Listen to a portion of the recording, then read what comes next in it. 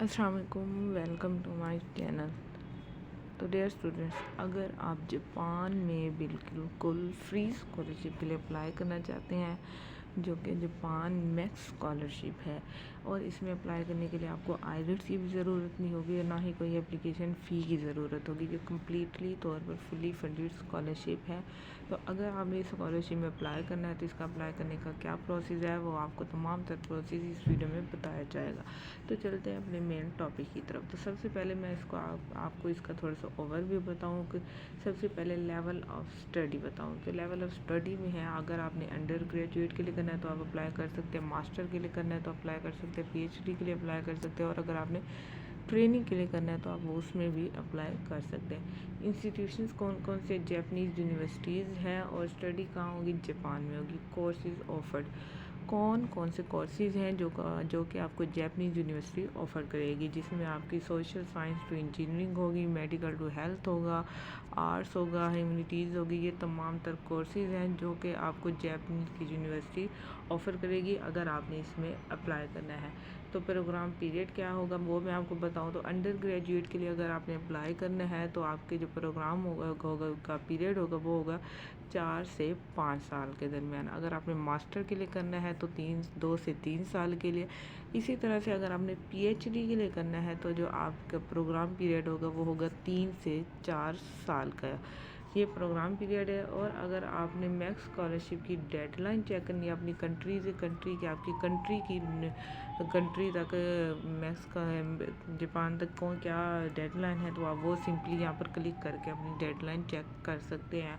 तो max scholarship key benefits को, अगर आपने स्कॉलरशिप में अप्लाई करना है तो कौन कौन से बेनिफिट्स हैं जो आपको प्रोवाइड किए जाएंगे।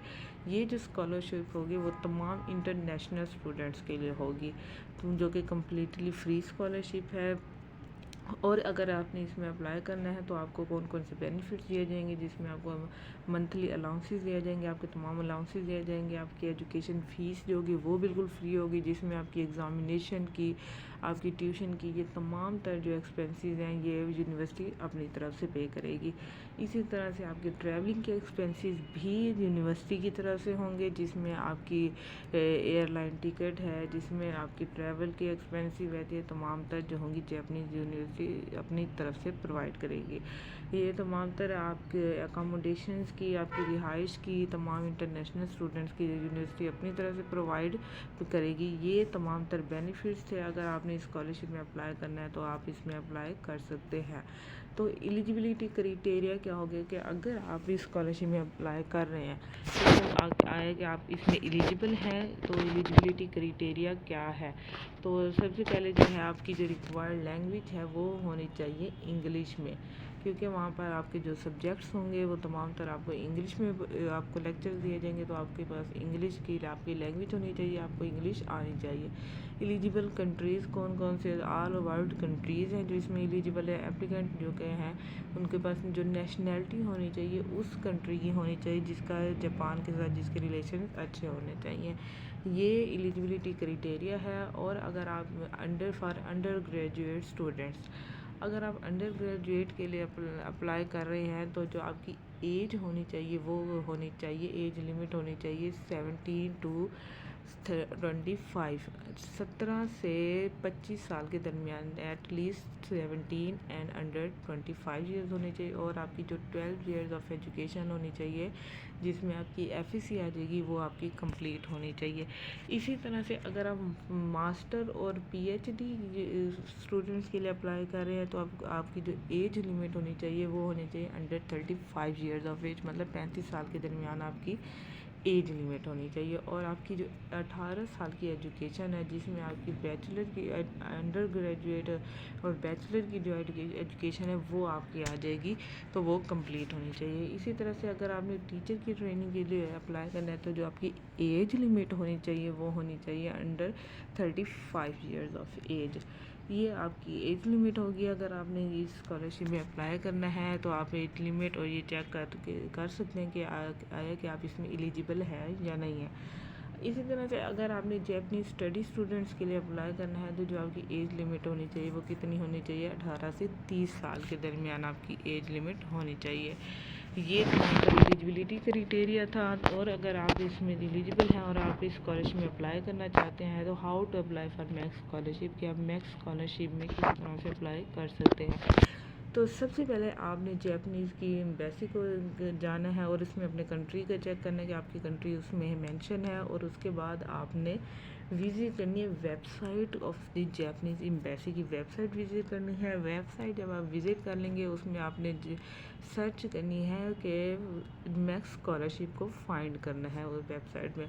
जब आप फाइंड कर लेंगे उसके बाद आपने सिंपली डाउनलोड करना है, मैक्स स्कॉलरशिप का एप्लीकेशन फॉर्म डाउनलोड करना है और उसको फिल करना है। जो आपसे पूछा गया आप उसमें वो फिल करेंगे, इंफॉर्मेशन पुट करेंगे और जो सबमिट करने रिक्वायर्ड डॉक्यूमेंट्स, जो डॉक्यूमेंट्स आपसे मांगे गए हैं वो डॉक्यूमेंट्स मैं आपको बताऊंगी। इसके बाद वो डॉक्यूमेंट्स आपने इसमें फिल करने, सबमिट करने हैं। और उसके बाद आपने आपके पास एक रिटन टेस्ट भी लिया जाएगा अप्लाई करने के लिए। तो वो सिंपली आप रिटन टेस्ट भी देख सकते हैं। फिर इसका एक सैंपल दिया गया है, यहाँ पर आप सिंपली यहाँ पर क्लिक करके वो सैंपल विद आंसर के साथ दिया गया वो चेक कर सकते हैं कि टेस्ट कैसे होगा।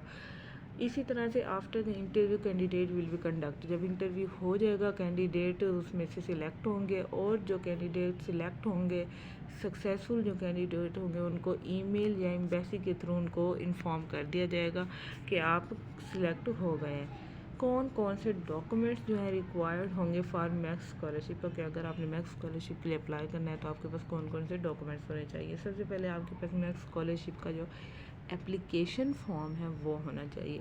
उसके बाद जो आपकी डिग्री है वो वेरीफाइड होनी चाहिए, ऑफिशियल स्टैम्प के साथ आपकी डिग्री वेरीफाइड होनी चाहिए, जिसमें अगर आपने बैचलर प्रोग्राम के लिए अप्लाई करना है तो आपकी जो 12 साल की एजुकेशन है वो होनी चाहिए। इसी तरह से अगर आपने मास्टर प्रोग्राम के लिए करना है तो आपके पास बैचलर की डिग्री होनी चाहिए। इसी तरह से अगर आपने पीएचडी के लिए अप्लाई करना है तो आपके पास मास्टर की डिग्री होनी चाहिए। और ये तमाम तरह जो आपके डॉक्यूमेंट्स होने चाहिए वो इंग्लिश में होने चाहिए। अगर आपके इंग्लिश में नहीं है तो आपने इंग्लिश में उनकी ट्रांसलेशन करवा लेनी है, ये कंपलसरी है।